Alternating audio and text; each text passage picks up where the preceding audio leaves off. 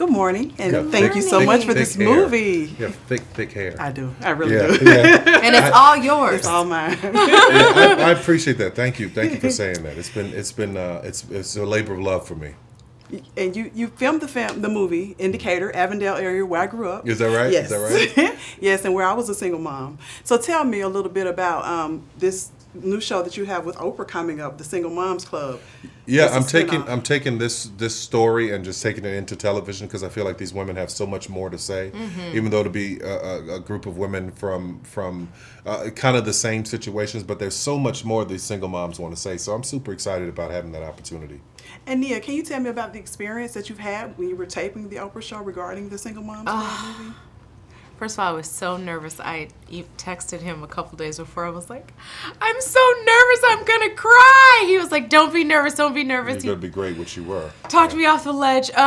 You know, as a young woman growing up, you watch Oprah, you feel that she is a part of you. I'm a part of her because she speaks to all of us and on so many topics in such a way that just resonates. And I was very nervous, but I also felt very confident going in, and I allowed myself to be completely vulnerable.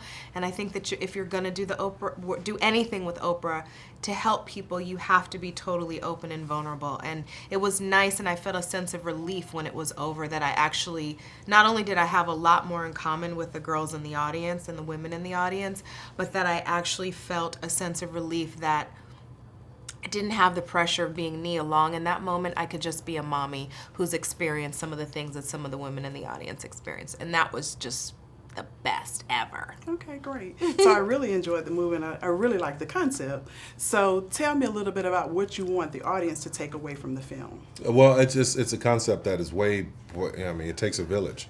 That's where it all was born from. It takes a village. When you look at these women going through their own lives and trying to handle everything on their own, they realize that they're more powerful together.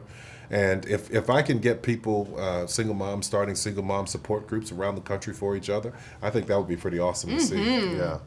And in the film, you guys enjoyed wine, and the ladies enjoyed wine together. Tell me a recipe that you have for single moms, the Trinidadian recipe that you have. Oh, let's see. Well, there's a drink called ginger beer, which is my absolute favorite. It's actually a non-alcoholic drink, but it's one of those things that I'm gonna spike it with punch. Yeah, right. Spike it with something. With some rum next time.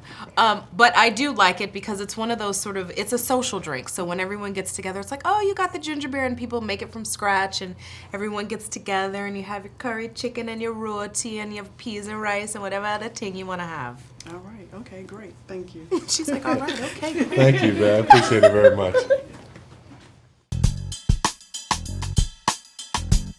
Single Moms Club. Why is it important, first of all, for you to be in this film, and what is it about this movie that you feel like will resonate with mothers everywhere? You know, this film I feel is very relevant. As we all know, there's the divorce rate is really high.